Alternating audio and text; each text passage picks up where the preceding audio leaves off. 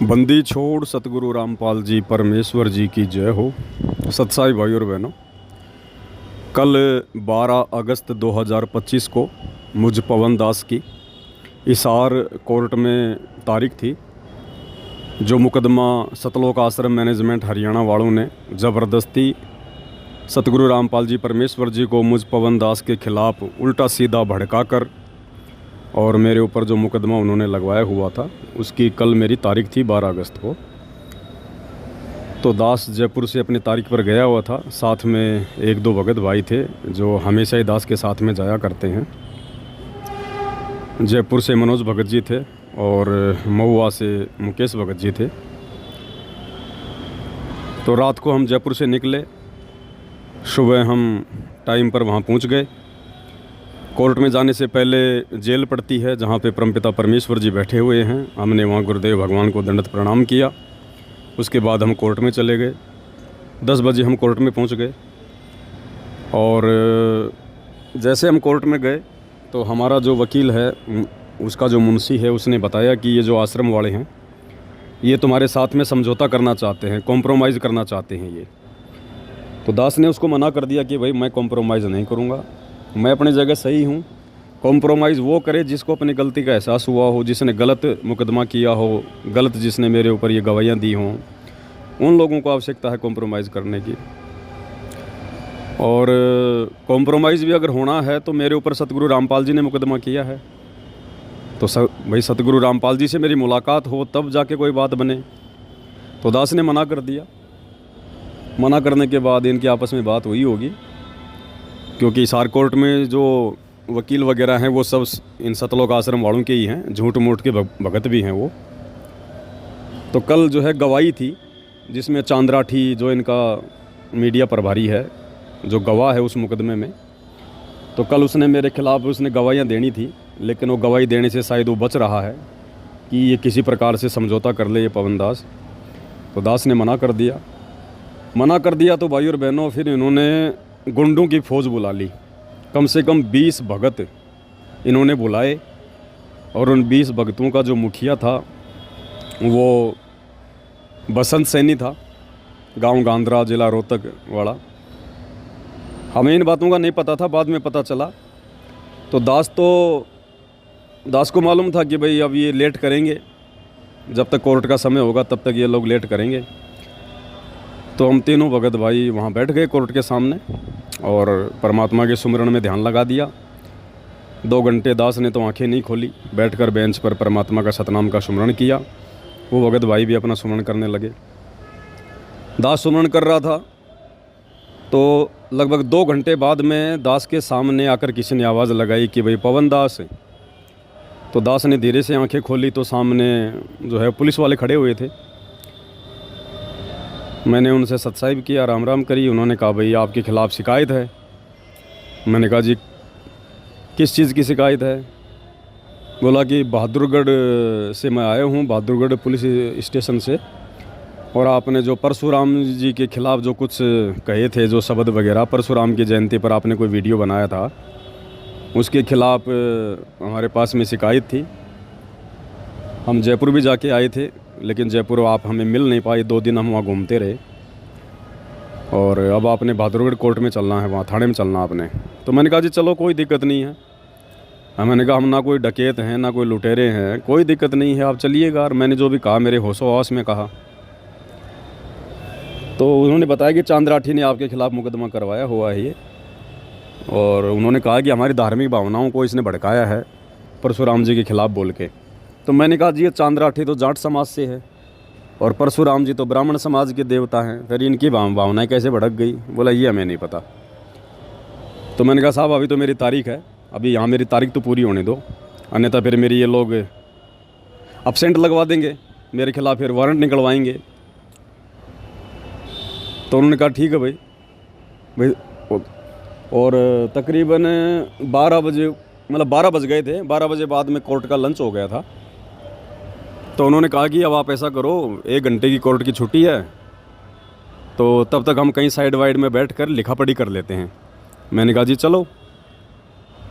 तो पुलिस वालों के साथ में मैं पवन दास और साथ में दोनों भगत भाई हम कोर्ट से बाहर निकल कर आ गए। एक पेट्रोल पंप था, वहाँ पर उन्होंने अपनी गाड़ी खड़ी कर रखी थी। तो दास ने दोनों भगतों को कहा कि भगत जी आप क्या करोगे, मैं इनके साथ में जाता हूँ और कहीं आसपास में बैठकर ये रिपोर्ट वगैरह लिखेंगे, मैं लिखवा देता हूँ, कोई दिक्कत नहीं, अपन तो भगवान भरोसे हैं, चाहे कहीं ले जाओ, कोई ले जाओ, अपने को तो मर्यादा में है, भक्ति कर रहे हैं तो गुरुजी रक्षक हैं। ये कहकर दास ने उन दोनों भगत भाई बहनों को वहीं छोड़ दिया कि तुम जाओ कोर्ट में वापस, और घंटे भर बाद में हम लोग वापस आएंगे, फिर मेरी तारीख लग जाएगी, फिर मैं तो इनके साथ चला जाऊँगा बहादुरगढ़ थाने में, आप लोग अपना जयपुर चले जाना। बोला ठीक है। तो मैं उन पुलिस वालों के साथ में वहाँ से पेट्रोल पंप से निकला और वहाँ पर तकरीबन ये 20 गुंडे सतलोक आश्रम वाले सारनामी वहाँ खड़े हुए थे, सारा सब कुछ देख रहे थे, वो हमारा पीछा कर रहे थे। और जैसे मैं उन पुलिस वालों के साथ में निकला, पीछे से इन्होंने अपने जो भगत जी थे दोनों, जो वापस कोर्ट की तरफ जा रहे थे, उन्होंने कहा कि सतसाई भगत जी, अब ये भी बेचारे भगत ही थे, अब ये क्या करें बताओ, कोई मालूम थोड़े थे इन बातों का कि ऐसे धोखा हो जाएगा। इन्होंने भी किया भाई सतसाहिब करते ही उन्होंने इन दोनों को मारना पीटना शुरू कर दिया पेट्रोल पंप पर बुरी तरह से। 8-10 लोग तो मुकेश भगत जी के लग गए, 8-10 लोग मनोज भगत जी के लग गए। रोड पर इनको आड़ा पटक लिया और इनको लात घूंसों से, जूतों से इनको वहाँ मारने लगे बुरी तरह से। बाद में लोगों ने बताया वहाँ चोट के निशान भी हैं इनके पूरे। और फिर बाद में वहाँ पर थोड़ा भीड़ इकट्ठा हुई, तो लोगों ने कहा भाई क्यों मार रहे हो, क्यों पीट रहे हो तुम इनको। तो इन लोगों ने क्या किया था भाई और बहनों, साथ में एक लड़की लेके आए थे। ये वो लड़की कह रही थी कि ये जो है ना, ये मेरे को छेड़ते हैं और काफ़ी समय से मेरे को छेड़ रहे हैं ये दोनों। तो बाकी देखने वाले लोगों ने कहा कि ये भाई देखने में तो ऐसे नहीं लगते बेचारे कि ये तुम्हें छेड़ते होंगे, लेकिन वो तो वो किराए की लड़की पकड़ के लाए थे, या पता नहीं हमारी कोई गुरु बहन होगी जो इन आश्रमों से जुड़ी है। बोला ये मुझे छेड़ते हैं दोनों। तो फिर इतने में वहाँ पर कोई पुलिस वाला आ जाता है और ये लोग लेके अपनी गाड़ियाँ वहाँ से भाग लेते हैं। फिर मुकेश भगत जी ने मुझे फ़ोन किया कि भगत जी ऐसे ऐसे हमारे साथ में मारपिटाई हो गई है। मैंने उस पुलिस वाले को कहा कि भाई देखो, ऐसे हम जिनको छोड़ के आए थे वहाँ पेट्रोल पंप पर, उनके साथ मारपिटाई हो गई है। तो वापस आया वो पुलिस वाला मुझे लेके, बोला लिखा पढ़ी बाद में करेंगे। वापस आया तो ये बेचारे लंगड़ाते हुए चल रहे थे।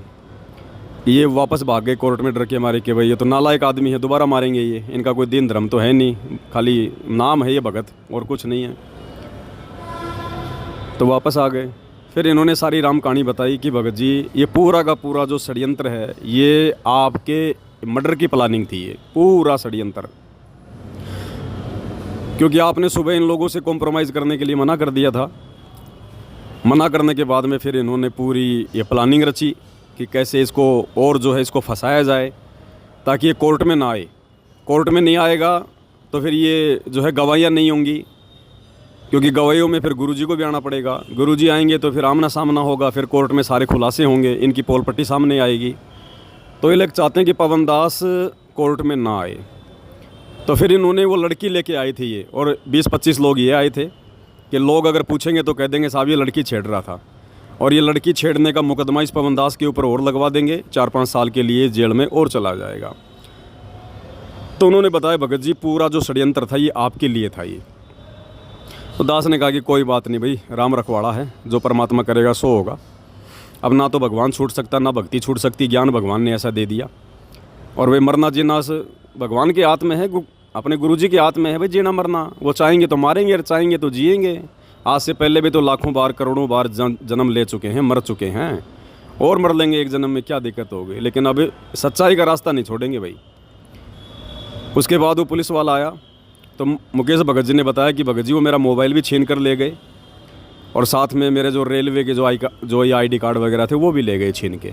तो मैंने उनसे कहा पुलिस वालों से कि भाई साहब ये मतलब सरकारी आदमी है, अब बेचारे का मोबाइल भी ले गए, इसके वो कागज़ भी ले गए। तो उस पुलिस वाले ने फ़ोन किया, फ़ोन करके कहा कि भाई इनका ID कार्ड वगैरह लेके आ जाओ, वरना ये लोग 112 पे ये कॉल करेंगे, तुम्हारे ऊपर मुकदमा होगा। तो हमने कहा साहब मुकदमा तो हम नहीं करेंगे, अगर मुकदमे करने होते तो हम बहुत पहले कर देते इनके ऊपर। इनकी बुद्धि भ्रष्ट है, ये हमारे गुरु भाई हैं लेकिन इनकी बुद्धि भ्रष्ट है, इनकी बुद्धि पे काल बैठा हुआ है। हम मुकदमा नहीं करेंगे, हम तो अपने गुरुजी के वचन पे चलेंगे। आगे आने वाले समय में इनके कर्म इनको देख लेंगे अपने आप। ये खुद ही अपने ऊपर मुकदमे लगा रहे हैं। हम क्या मुकदमे करेंगे इन पे? हम तो हमारे गुरुजी के वचन पे चलेंगे, हम किसी पे मुकदमा नहीं करेंगे। जो तो को काटा बोवे ताको बो तू फूल। उन्होंने कहा भाई चलो कोई बात नहीं। फिर उसने फ़ोन किया उसको चांदराठी को कि भाई तुम्हारे भगत इनका मोबाइल भी छीन ले गए, इनके साथ मारपिटाई भी हुई है, तुम्हारे भक्तों के लक्षण है क्या ये? तो फिर चांदराठी ने उन लोगों को फ़ोन किया होगा। फिर थोड़ी देर बाद में वो बसंत सैनी जो है भगत जी का मोबाइल, वो पर्स वगैरह लेके आया। फिर वो दे के गया। मैंने तो भी अपना तो स्वभाव है, जैसे वो बसंत सैनी आया, क्योंकि जयपुर में वही आया था मुझे मारने के लिए पूरी टीम लेके। तो मैंने कहा साहब ये वही आदमी है जो जयपुर में आया था मुझे मारने के लिए। मैंने तो भाई झुक के उसको हाथ जोड़ के मतलब उसको अपना सत साहब कहा, मालिक का जो विधान है पूरा, अपने लिए तो कोई दुश्मन नहीं, कोई मित्र नहीं है। अब भाई और बहनों, उस बसंत सैनी का, सारनामी का वो रौद्र रूप देखने को मिला हमारे को वहाँ पर, जिनको दुनिया कहती है भगत हैं, जो इन आश्रमों में पाठ प्रकाश करता है, पाठ प्रकाश पे बैठता है। उस पुलिस वाले के सामने कहा कि इसने तो जान से ख़त्म कराएंगे, इसने हमारा बहुत कुछ बिगाड़ दिया, इसने हमारा जीना आराम कर दिया, इस पवनदास ने, इसने सब कुछ बिगाड़ दिया, हमारा खेल सारा। इतना रौद्र रूप धारण कर रखा। पुलिस वाले ने कहा कि तेरे थप्पड़ लागेंगे ज़्यादा, तू आंडी पाक रहे आगे, बुलाऊँ अभी मैं पुलिस? इतना कहते वो ठंडा हो गया। बोला जी देख लो जी, ये तो आपकी मर्जी है। तो मैंने कहा कि भगत जी हम भी भगत ही होंगे छोटे मोटे, ऐसा कोई मारना थोड़ी है कोई भक्तों को। तो बसंत सैनी बोला कि गुरुजी के आदेश है तेरे को मारने के, गुरुजी के आदेश हो रहे हैं कि मार दो उसने। तो पुलिस वाले ने कहा कि ये तो भाई नकली गुरु भी नहीं करवाते ये काम तो, और तुम जो है बाबा रामपाल का नाम लेके कह रहे हो, तो बताओ फिर दुनिया कैसे जुड़ेगी उनसे, कैसे नाम लेगी उनका? मैंने कहा जी इसकी बुद्धि भ्रष्ट है, इसकी समझ में नहीं आएंगी ये बातें। फिर वो चला गया वहाँ से, दे दा के मोबाइल वगैरह। फिर बाद में कोर्ट में दास की उस पुलिस वाले ने तारीख करवाई, तारीख करवा के और फिर हम कोर्ट से बाहर निकले। और फिर ये मुकेश भगत जी, मनोज भगत जी थे, इन्होंने कहा कि भगत जी हम भी आपके साथ ही चलेंगे, हम लोग उधर से निकल लेंगे, यहाँ इनका भरोसा नहीं है, ये हमारे को फिर मार पिटाई करेंगे हमारे साथ में। तो मैंने कहा उनसे, पुलिस वालों से कि भाई आप इनको भी साथ ले चलो। तो कहा ठीक है मैं इनको वहाँ छोड़ दूँगा रोहतक में, रोहतक से निकल लेंगे। तो मुकेश भगत जी को, मनोज भगत जी को उन्होंने रोहतक छोड़ दिया, और दास को जो है यहाँ पे बहादुरगढ़ की पुलिस थाने में लेके आ गए। अब हम लोग कोर्ट में जा रहे हैं। अब आगे देखो परमात्मा की मर्जी है भाई और बहनों। वैसे तो इसमें 4 साल की सज़ा है। अब ये कोर्ट में लेके जा रहे हैं। अब आगे अपने गुरुदेव भगवान की रज़ा, उनकी मर्जी परमात्मा की, परमात्मा फ्री करवाएंगे या फिर जेल भेजेंगे, जैसी परमात्मा की मर्जी। हमने तो उनकी रज़ा में राजी रहना है। सुमरन अपना कोई छीन नहीं सकता है। मार पिटाई होती है तो अपने कोई कर्म कट रहे हैं। हर तरीके से अपने दोनों हाथों में लड्डू हैं भाई और बहनों। और बस मेरा तो आप सभी भाई बहनों से यही निवेदन है, यही प्रार्थना है। सत का मार्ग है, और इस सत के मार्ग में आने वाले समय में ना जाने कैसी कैसी अग्नि परीक्षाएँ हमें देनी पड़ेंगी, क्योंकि गुरुजी कहते हैं ना बच्चों तुम्हारी अग्नि परीक्षा है। तो ये सत्सयुगों की अग्नि परीक्षा, आश्रम वालों की नहीं है, वो तो आग के आसपास भी नहीं है। तो ये अग्नि परीक्षा हम सत्सयुगों की चल रही है भाई और बहनों। और किसी भाई बहन ने कोई चिंता करने की ज़रूरत नहीं है। अगर चिंता करनी है तो केवल गुरुजी के मंत्र की भक्ति की।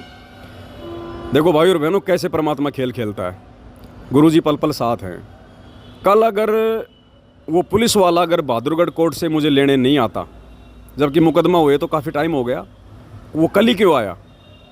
क्योंकि कल इन लोगों ने पूरा षड्यंत्र रचा हुआ था मुझ पवनदास को जान से मारने का। पूरा षड्यंत्र कि जान से नहीं मरेगा तो वो लड़की का मुकदमा लगा देंगे, इसको जेल में डालेंगे।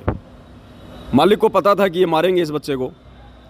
परमात्मा ने उस पुलिस वाले को भेज दिया उधर से, दास का सिक्योरिटी गार्ड बना के उस पुलिस वाले को भेजा भगवान ने। वो मुकदमा भाई और बहनों को ऐसे नहीं लगा, परमात्मा ने दया कर रखी है।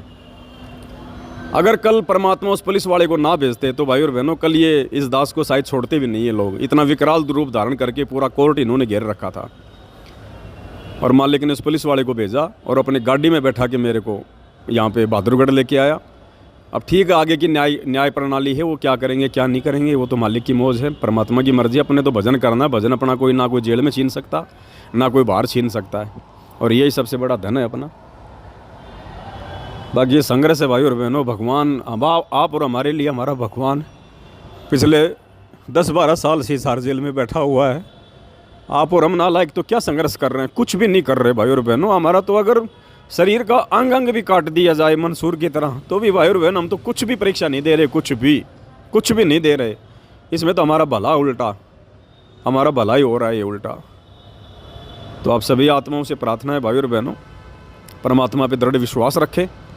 किसी भगत को देख के बिल्कुल भी नहीं चलना है। ये ज्ञान आधार का मार्ग है, परमात्मा ने रास्ता सबको दिखा रखा है।